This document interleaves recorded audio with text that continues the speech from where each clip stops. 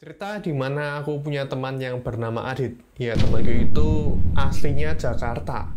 Pada saat aku berkuliah di Cina, kebetulan handphonenya tuh tidak bisa menggunakan aplikasi Cina. Contohnya kayak yang ada di handphoneku saat ini, kayak Taobao, kemudian ada Alipay, dan macam-macam lainnya. Nah, maka dari itu aku berniat untuk membantu dia nih, untuk benerin dari ROM global ke ROM Cina, karena dia awalnya membeli handphone Mi 10T Pro di Indonesia. Awalnya aku bener-bener gak yakin temen-temen, kayak berani nggak ya aku ngubah ROM-nya kalau ada apa-apa, nanti aku yang kena pasti. Disuruh nyervisin gitu, aku yang bayar atau yang hal-hal lainnya. Tapi by the way, pada saat video ini dibuat, hal itu sudah kejadian sih.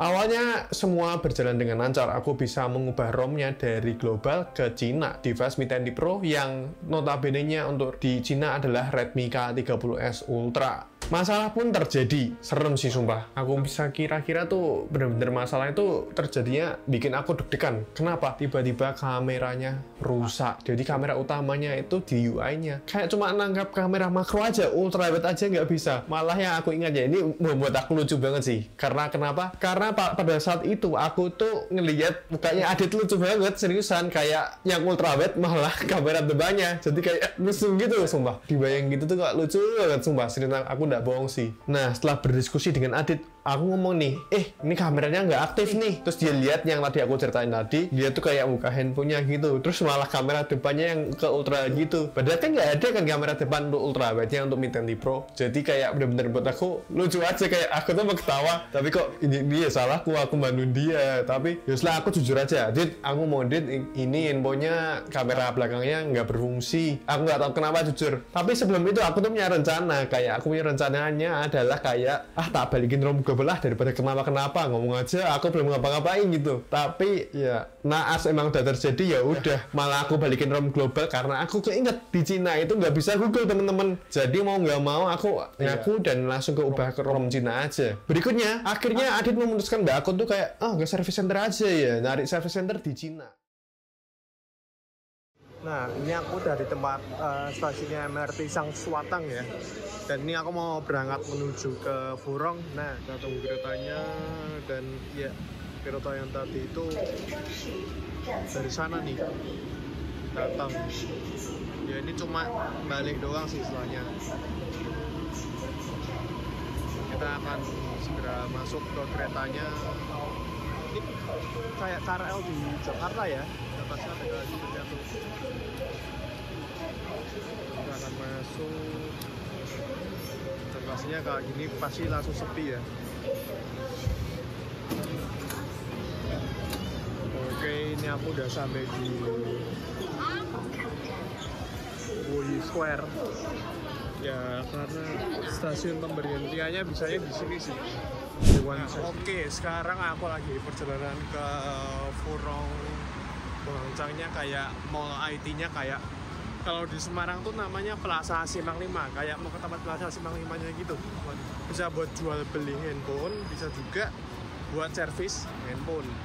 Nah, ini gedung-gedungnya ada di sini nih. Tapi enaknya di sini agak teduh sih. Ya. Teknologi yang kayak ada di Semarang ya, yang buat bersihin jalan tuh. Ini punya toko HP ya. Namanya Sana Mobile 5G Plus. Jadi kalau yang di Indonesia dulu garansi distributor yang ada 5G Plus-nya itu sebenarnya dari sini nih menurut aku pribadi, dari situ tadi. Nah, ini dia mallnya untuk servis.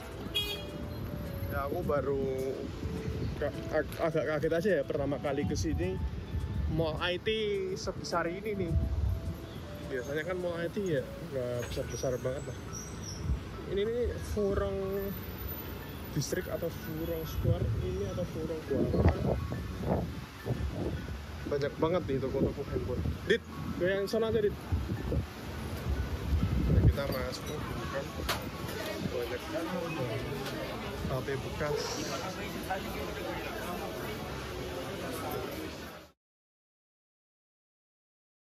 Setelah sampai di tempat service center teman-teman, aku tuh sama Adit tuh benar-benar nyari tempat yang benar-benar kayak satu-satu aku tanya kayak ini handphone masalahnya kenapa. Sempet sih ada aku moto-moto gitu, tapi sayangnya handphoneku yang buat moto-moto itu hilang. Ya aku bener-bener stres sih, kayak aduh, file-file kerjaanku, file-file video di situ semua teman-teman. Jadi kayak berikutnya langsung ketemu nih teman-teman, kayak tempat servisnya tuh ada di daerah Furong Square yang letaknya, ya nanti aku tunjukkan mapnya aja daripada aku jelasin, kalian nggak bakal paham juga karena bahasanya Cina, seriusan aku nggak bohong. Dan berikutnya setelah sampai di tempat service center, ya kami menemukan ada satu tempat service center yang mampu. Ya di tempat service kami bertemu dengan seorang petugas yang benar-benar bisa dibilang ya bisa untuk memperbaiki handphone. Namun masalahnya ketika kami mengetahui bahwa sensor yang tersedia adalah Redmi K30s. Lawak nggak tuh? Maksudnya kayak bener-bener handphone Mi 10T Pro, kalau kalian tahu kan dia menggunakan 108 megapiksel kan, tapi ini dipasang sensornya 64 megapiksel, punyanya Redmi K30s. Bayangin aja, kayak lucu sih aku ngomong kayak handphone-nya bener-bener kita, tapi kok malah kayak Redmi K30s, kayak beda jauh nanti hasilnya kan, jomplang gitu loh. Tapi ada yang ngomong, alas yang penting kamera bisa gitu teman-teman. Ya bisa kebayang nggak tuh, 64 megapiksel yang tadinya 108 megapiksel harusnya jernih, aperture-nya bisa agak rendah gitu, jadi kayak bisa lebih terang. Ini mah dipasang 64 megapiksel tok, beda sensor lagi. Berikutnya ketidakpastian, dimana kita tuh nggak bisa nunggu ternyata teman-teman. Aku sempet sih nunggu 1 jam di tempat servis itu, cuman orangnya ngomong kayak mending besok aja lah kalian ambilnya, jangan hari ini, karena kalau kalian ngambil hari ini akunya keburu-buru dan ini juga jam waktunya mau pulang. Nah pada waktu itu jamnya udah jam sorean banget, jam 5. Dan setelah itu aku ngerasa kayak ya udahlah mending pulang aja, besok diambil. Ya udah akhirnya aku kayak oke, fine. Terus akhirnya kembali ke dom. Itu sumpah semalaman aku nggak bisa tidur, aku takut deh besoknya ternyata handphonenya nggak bisa. Tapi Adit sempat ngomong sih, ya kalau handphonenya nggak bisa ya nanti beli handphone baru aja gitu, tapi yang second tapi isinya pakai Cina aja gitu. Tapi ya akhirnya keesokan harinya. Dan sekarang kita lihat bagian di black-blacknya handphonenya dilepas-lepas.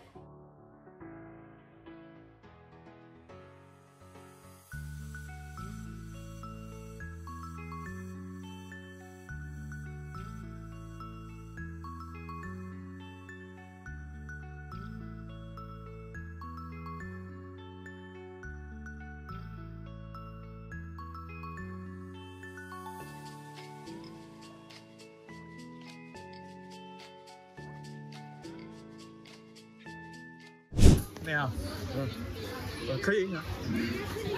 Oke, sekarang udah kelar. Kabar bos. Dulu anjing. Oke, ini handphonenya udah kelar di servis dan kalian bisa lihat ya, ada mainboard itu yang ada di mikroskop. Dan beginilah hasilnya nih, kalau gini. Hasilnya adalah sudah dikaret-karetin, tandanya udah bisa nih kameranya, tapi waduh ini nyentuhnya agak angel nih. Nah bisa nih. Terus berikutnya ini 108 megapikselnya pun udah bisa ya difoto ya, kita coba pencet. Nah udah bisa ya. Kemudian perekaman kameranya udah bisa ya. Udah oke.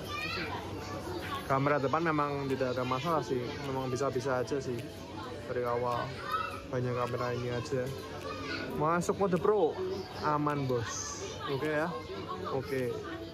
Jadi teman-teman, ini kamera lamanya yang rusak nih, kayak gini nih. Ini kamera lamanya yang rusak. Jadi ya bener ya, kameranya yang rusak, hardware-nya. Setelah diganti tadi baru bisa nih kayak gini kameranya. Jadi servisnya udah kelar sih teman-teman. Jadi saatnya kita untuk pulang teman-teman. Dan handphonenya sekarang udah normal, udah bisa digunakan untuk foto-foto. Oke, kita perjalanan menuju ke MRT. Ya aku seneng banget sih, sumpah, kayak bener-bener serius seneng banget sih, karena handphonenya normal dan dia nggak perlu ganti handphone kan. Kalau beli handphone nambah uang lagi, harganya juga pastinya 5 juta lebih, karena dia pribadi nggak suka pakai handphone yang versi kayak harga 2 jutaan, 3 jutaan. Dia minimal handphone 6 jutaan lah, meskipun Xiaomi. Ya kesimpulannya aku bisa ambil adalah branding bertanggung jawab aja sih. Sebagai tambahan, pengalaman pertama aku melakukan servis di Cina cukup membuatku deg-degan. Tidak pernah terbayangkan sebelumnya bahwa aku akan harus servis di Cina. karena itu terjadi pada saat yang tiba-tiba dan membuatku bingung sendiri. Oke, terima kasih yang sudah menonton videoku, video ngevlog aku benerin nyervis handphone. Ya, oh ya, bagi kalian yang ingin bertanya-tanya tentang video ini atau tentang cara servis di Cina, bolehlah kalian tulis di kolom komentar ini. Dan terima kasih yang sudah menonton hingga selesai, dan jangan lupa untuk klik subscribe bawah ini. Dan jika kalian suka dengan video kayak gini, jangan lupa untuk like video ini. Dan jika kalian tidak suka dengan video ini, yaudah share video ini aja ke teman-teman kalian. Dan aku Robert Adrian, bye.